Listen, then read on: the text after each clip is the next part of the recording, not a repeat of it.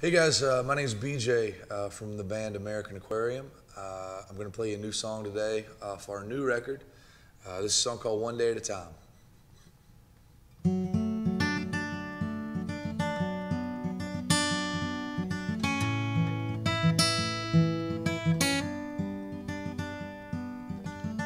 Wide-eyed and 21, another shot of Jameson to calm my nerves before this nightly masquerade. What people saw was nonchalant, a complex conditioned response, a chemical reaction, brown liquor and self-doubt. So that I could stand up on this stage like a guilty child, avoiding blame, I'd kick, I'd scream, curse the name of the girls that walked away. You see, the man left holding the pen controls how every story ends, and truth becomes a martyr for the sake of the song. Yeah, I'm in a good place. I'm a walking that straight line.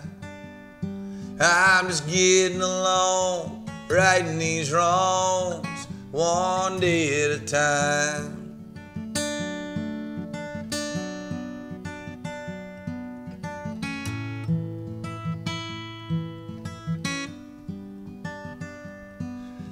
For years the drinks were just a crutch, until the drinks were just too much. I guess it comes with a job. Hail, hail, rock and roll.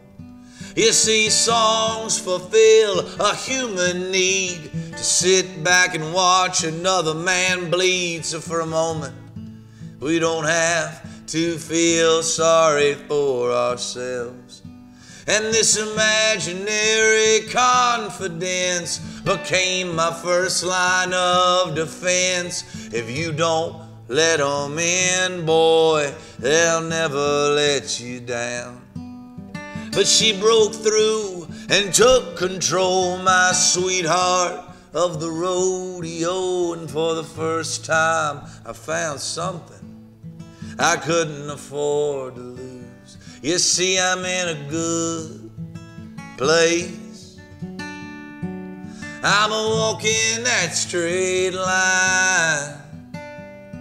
I'm just getting along, righting these wrongs, one day at a time.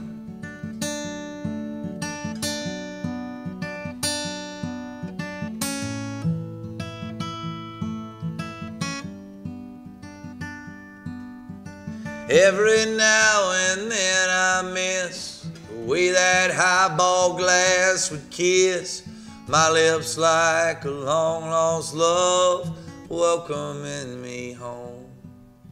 But I don't miss the highs and lows, the back and forth, the ebb and flow of letting down the people that are standing up for me. You see, I'm in a good place. I'm a walking that straight line. I'm just getting along, righting these wrongs, one day at a time. Yes, I'm getting along, righting these wrongs, one day at a time. When I started writing songs, I think my biggest influence was Ryan Adams. Ryan Adams was a big one for me. A huge fan of Whiskeytown, his first band. They were from Raleigh. I had just moved to Raleigh to go to school, so I kind of threw myself into a lot of his catalog. Especially that early 2000 stuff was just next level writing. But then as I started playing music, contemporaries became friends and friends became inspiration. You know, Jason Isbell, Josh Ritter, John Moreland, Joe Pug, David Ramirez. There's just so many really great songwriters, like lyricists, that you'll be riding down the road and by yourself, you know, driving from a gig, and you're listening to one of those records and you just have to stop and rewind and be like, oh no, did he just say that? How did I miss that? And then you text the person and you're like, man, I hate you. Like you said something I've been trying to say for a very long time in a really great way.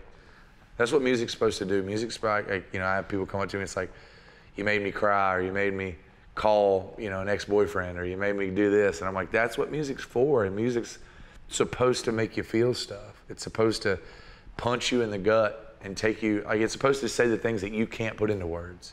For us, the big change for us was Burn, Flicker, Die. Burn, Flicker, Die was supposed to be our last record. We recorded that in 2012. Up until that point, we had about 6 or 7 years of just kind of spinning gears. We were traveling around the country. We were playing 300 shows a year and couldn't get anything going. Every night was playing in front of 5 or 10 people, and we'd still pack up and do it every single day. And around 2012 is when we decided that maybe we weren't cut out for it. Maybe we weren't supposed to be musicians for a living. And so we had a group of songs, and we decided that we already wrote the songs, we already been playing the songs, we were going to put that out and it was going to be it. So a buddy of ours from Muscle Shoals, Alabama, Jason Isbell, he produced that record. So we went down to Muscle Shoals, made a record with him, and as fate would have it, an entire record about being failures in the music business turned out to be the most successful thing we put out. And as soon as we put that record out, people started showing up to shows, and then shows started selling out, and then we started moving into bigger venues. And more people started finding out about our band because, 6 months or a year after Burn, Flicker, Die came out, Southeastern came out, and then Isbell became a household name as far as songwriters go. And so once people started digging back his stuff, we're one of the only records he's ever produced.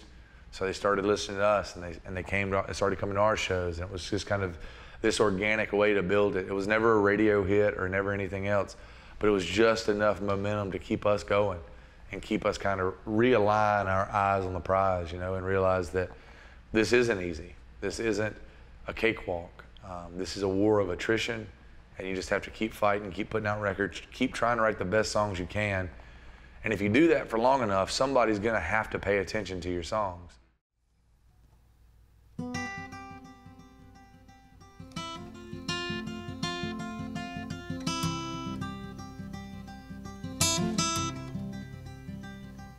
It was a good time, just a bad decision. We were all wrapped up with the best intentions. You were out of my league, and I was running out of time to string together words that were gonna make you mine. Ain't it funny how it all works out? Ain't it funny how it all works out? Ain't it funny how every night and then the unfortunate kind get lucky sometimes?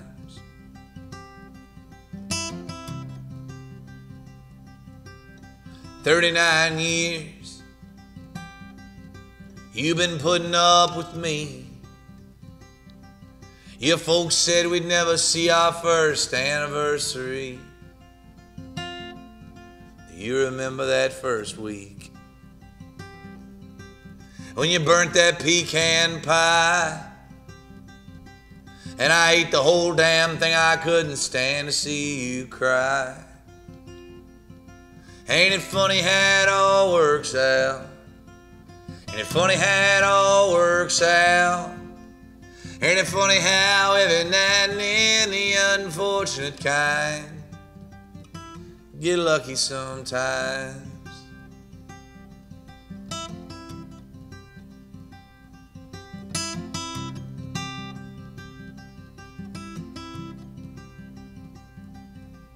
Then you got sick and things just weren't the same. There were days I'd come to visit, you didn't even know my name. Then I watched you fade away while I was holding tight to you, until the nurses pulled me back and said there's nothing you can do. Ain't it funny how it all works out? Ain't it funny how it all works out? Ain't it funny how every now and then the unfortunate kind get lucky sometimes?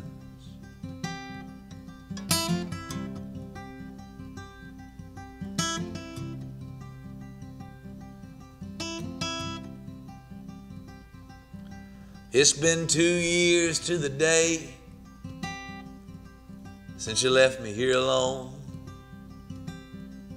Most days I sit there in the kitchen waiting for you to come home. I'm still haunted by your ghost. I can't sleep in our old bed. I just lay there on the couch thinking about the words you said. Ain't it funny how it all works out? Ain't it funny how it all works out?